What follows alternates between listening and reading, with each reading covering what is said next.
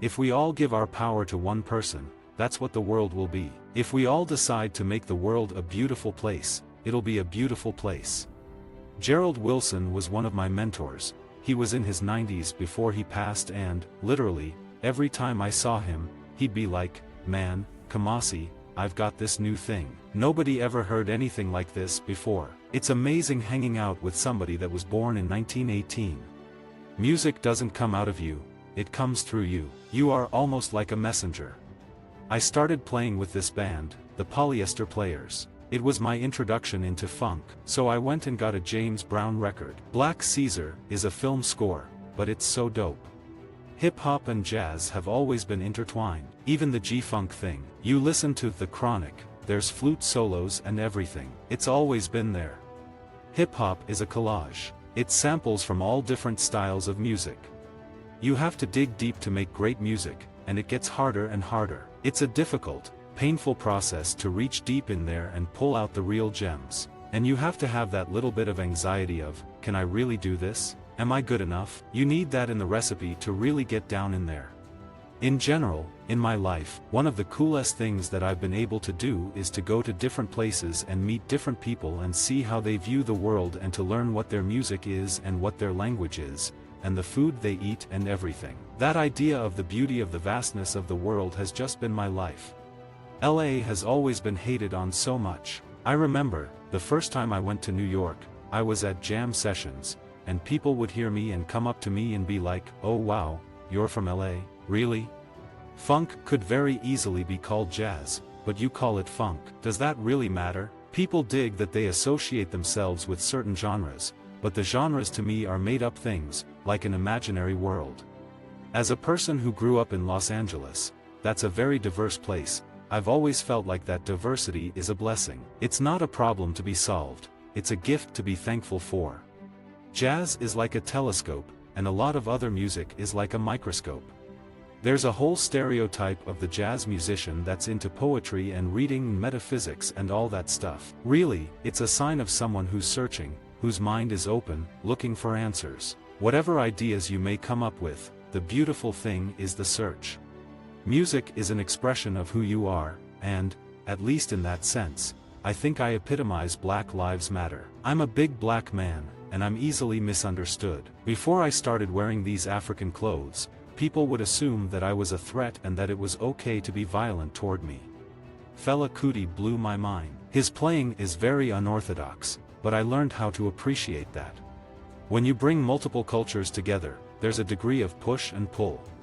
Every time you learn a new language, your understanding of language overall grows, so every time I would learn new music, my understanding of music would grow because I was taken to an extreme in a different direction, and that was, in effect, carrying over into what I do. Even the greatest musicians, they only represent themselves. You represent who you are and what your experiences are and what you have in your heart, and it's the same for me. I represent who I am and what I've been through and what I'm bringing to the music. There's a deeper level of healing that needs to happen for the world in general. There's a mass of people who are broken. I wanted to be a positive force in the world.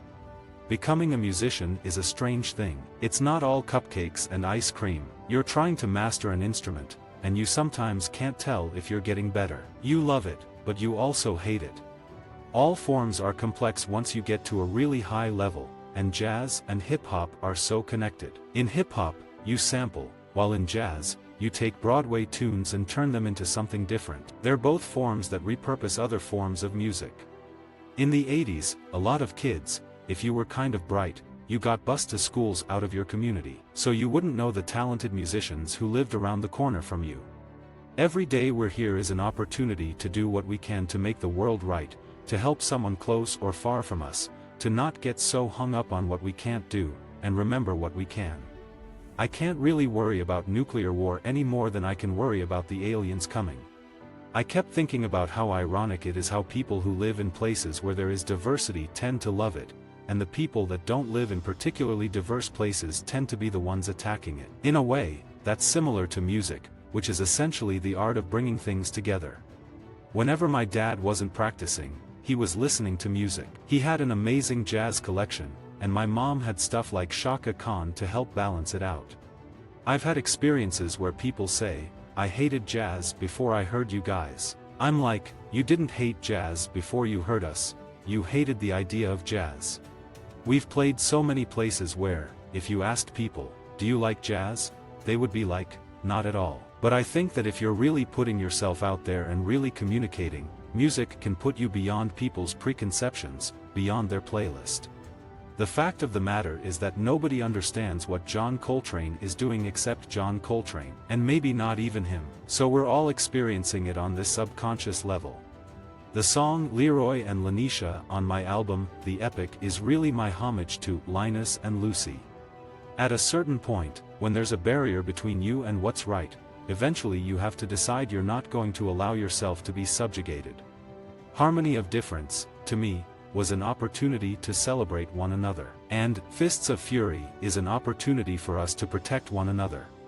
If you look up, and you see that all of a sudden the world is really coming down on people with brown hair, I would think the people with black hair would look at that and go, well, that could be me, and so, I shouldn't stand for that any more than those people with brown hair stand for it. This precious thing of empathy and love and understanding is something we have to hold and appreciate and protect. I think LA has one of the most innovative and forward-thinking jazz scenes in the world. New York definitely has the volume. There's more music happening in New York than anywhere else. But to me, LA, it's kind of a gift and a curse. Los Angeles has always been overlooked as far as jazz, and just high-level music in general. But, like, my dad's a musician, so I've grown up around so many brilliant musicians that nobody outside Los Angeles knows about. I have to always check back in with my imagination just to remember that I have this infinite potential, and I can do anything, and anything is possible. What fixes your spirit when Ferguson happens? When Trayvon Martin and those kind of things happen, they hurt your spirit, it hurts your heart and your soul. You need something to fix it. When I was younger, we used to go to this place called Rexall to play Street Fighter. At Rexall, there would be different people from different hoods there playing the game. It was the one place that was like an equalizer. It was just about how good you were at Street Fighter. I'm trying to just keep pushing on the things I've been wanting to do in my life and in music, and think of new things to do. I think the open mind is the one that's reachable. The thing about hip-hop is, like, that the instruments were taken out of schools. But, you might have taken the instruments out of schools, but we'll take the records and sing over them. It's either, like, your album was the first jazz album I listened to, or, like, my friend took me to this show, and I've never been to a jazz show before, but, man, I'm so happy I came. I can't wait to go home and see more. And you can feel it in the crowd, too. You can see the groups of people that don't really know what to expect. We do have the power to kind of make this world what we want it to be, but we have to just choose to do it ourselves and not wait for someone else. My hope is that witnessing the beautiful harmony created by merging different musical melodies will help people realize the beauty in our own differences. Someone like Donald Trump can't control the way I show love to my brother. He can't control the way I feel about my neighbors. I feel like I'm musically free to do what I want. Isaac Smith sounded like Curtis Fuller, Corey Hogan sounded like Sonny Rollins, Terrace Martin sounded like Jackie McLean. Already, at 13, 14, 15 years old. So much good music has been looked over because of preconceived notions of genre. Visit our website for more quotes, quoting.com.